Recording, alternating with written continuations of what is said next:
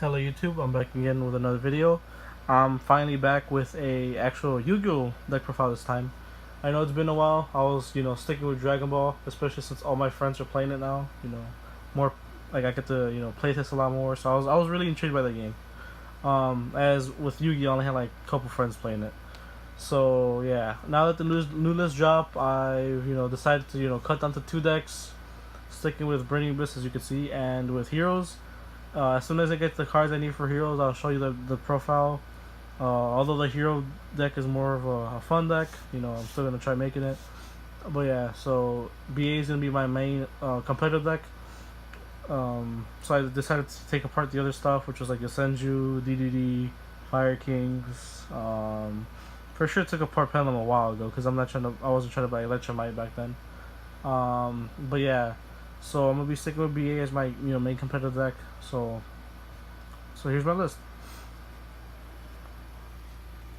So if you don't know what BA does by now, I don't know what you're doing.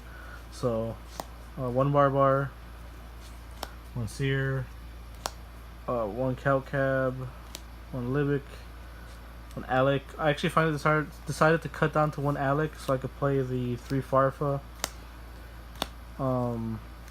When I first uploaded the video with like the Private Plan engine and stuff, I was playing 2 of this still, but because that's like how I played it back in the day. But I didn't realize like Farfa was just so crucial, hitting the links stuff, or just the stuff that make the links. So cut on the Alec. The one graph, gotta play it. Triple Scarm, for sure play 3 of this. Switches off like all your BA stuff and your tour guide.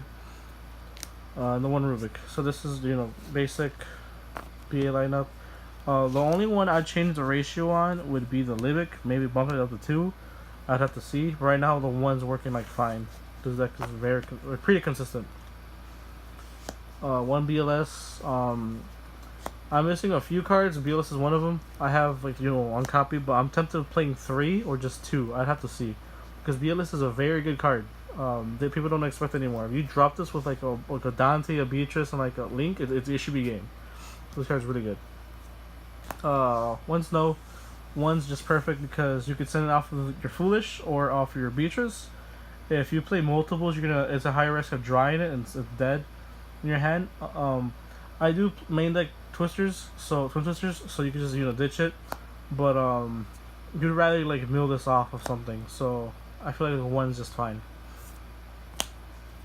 And then for sure, I gotta play, or whenever you play BA, you gotta play 3 Rhino for sure, especially with links.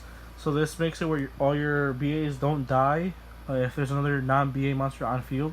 So I noticed in a couple playtesting hands, like if you like revive the Rhino like with a Foolish, or not Foolish, with a Monster Reborn, or like even a Soul Charge, your combo's gonna go crazy. Like you could like make a full board of like stuff.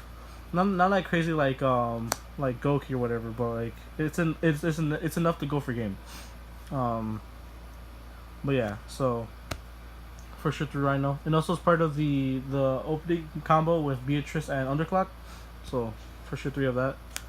One tour guide, choose that one. You gotta play for sure. One Crane, the non-ashable tour guide. It could be. I think it could get hit with the Earth one, the bell. Forget what the actual name is. Ash Bell? Oh, I don't know. Yeah, it could get hit. I think it could get hit by that one. But from what I see, not a lot of people are playing that one. So,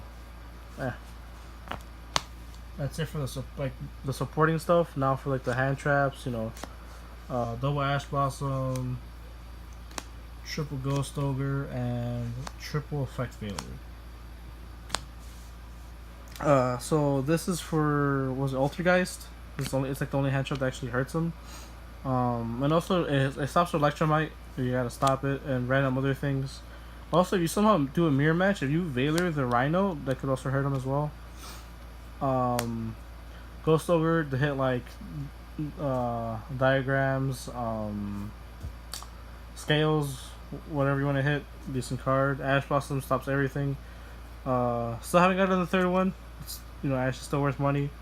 If I get it, I get it. If I don't, I will. But yeah. But if you have the 3 Ash Blossom, for sure play 3 of it. So for the monsters, I don't play any traps because this is a going second deck. As you can see with all the hand traps. But so yeah, just keep that in mind. One Dark Hole, one Foolish, one Reborn, great card in here. One Soul Charge, and one Regeki. These are all the one-ofs. I decided to stick with the double destruction because if your opponent makes a board that can't be that can be destroyed, you just finesse their cheeks. For draw power, I played Desires in this. Decided to take out the allures because triple allure, like for some reason I noticed I kept drawing like spells instead of the monsters, so I'd have to like hit the one seer in hand or something really like obscure. So like I feel like allure like caused breaking. I don't know. It's a weird explanation, but so yeah, Desires for sure. But before your Desires, you want to try getting your seer, your graph out of your deck. Mainly your seer. But so yeah, so keep that in mind. But if you got a shotgun it, you got a shotgun it. And then to protect the Desires, 2 Call by the Grave to stop the Ash. So yeah. Want to try getting a third, because it's a really good card. And then the last card I play in the deck is Twin Twisters, because this is a going second deck, so I want to hit all their back row. So this is for like set impermanence, like set the Sky Strike. Oh, there we go. Sky Strike is the School World deck. You want to hit her Phoenix Chain or whatever they have set. So good. So yeah, that's that. Now for the extra deck. Got like 1 token. Triple Dante. Still like playing 3 Dante, because the first one goes for the Beatrice, and you just start kind of looping it. Then you make if you can make the establish like if your Link stays alive with the Beatrice, you could the underclock you can make decode and make the second one, and the third one just is there to style on them pretty much. But you could play 2 and you should be fine. But I like the 3. One Engineer or Engineer, however you say it. This is pretty much a bootleg Beatrice. So if you have a Farfa underneath it, you could do effect to put him in defense so he can't be destroyed, and the Farfa will trigger.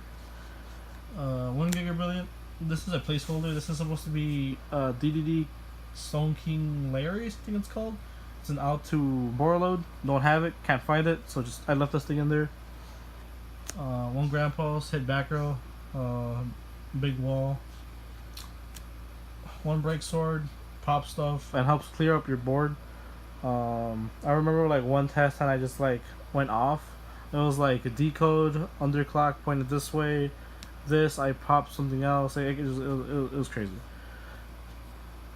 1 Nightmare Shark, attack directly for game.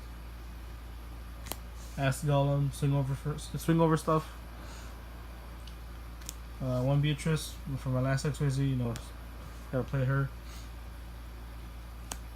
1 Virgil, to surprise your opponent if they debury you for XYZ, you can just make this, or if you want to just make it, just bounce something back. Like if certain scenarios you have the Seer in hand, but like if you normal summon it, it's not gonna go well, so you just make this. Like if so like if you have a Rhino and you have like the Rubik, you can make this, and then you can discard the Seer to bring back the Dante. So it's all in situation, but still a pretty good card. The Dante for the Dante Pilgrim for the Beatrice, and then for my links I play double Underclock Taker and the 1 Decode. Oh, excuse me. But yeah, I'm still missing Borreload. I might just cut the 3rd Dante for it. So yeah, but yeah, for sure play double Underclock. Because you make 1 for the Beatrice. If it dies, you can still make the second one, and then you could start linking up into this thing or into Borreload. So that's it for the extra deck. Now for the side deck. I actually haven't got the Locust to play test the deck. I've only done like test hands. So the side deck is just I tried covering as much ground as I could, or as I felt comfortable with. So yeah. So let's get to it. So 3 Lancia. So this is mainly for evenly matched.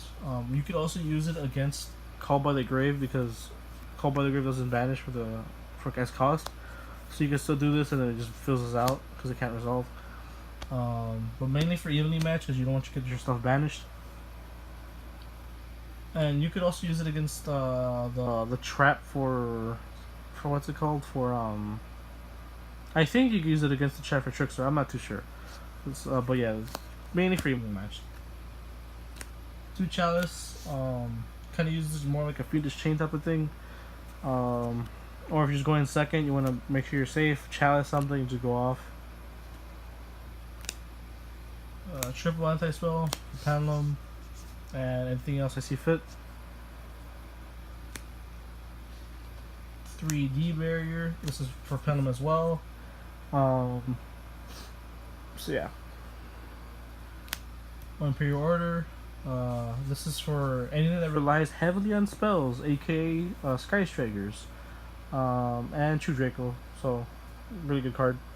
I'm tempted to main decking it, but like I said, my deck's going second, so I don't main it. And then the last 3 cards I play is 3 Master Restrict for True Draco. So I originally wasn't playing this, but then I noticed True Dracos are still topping, and I don't want to deal with the deck whatsoever. I threw these back in. I actually replaced 3 Vanity Fiends for these. So yeah. And then I was really tempted to actually taking out the D barriers for triple Cosmic Cyclone, but if like only siding technically like 3 or 4 cards against Pendulums is like kind of bad because I might not see them. If I don't see them, I'll probably lose. So I'd rather be safe and for sure have everything for the Pendulum matchup so I could beat it. So that's why I just stuck with the D barriers. But Cosmic Cyclone is still a good card because against Pendulums you could banish your scale and they can't trigger the chronograph, I believe it's called. So yeah, I guess player preference at that point. One is probably better than the other, so keep that in mind. So yeah, that's the deck, guys. 40 card main deck, 15 extra, 15 side. Seems pretty consistent. There are some questionable hands, but it starts picking up. So yeah, hope you guys enjoyed, and see you next time.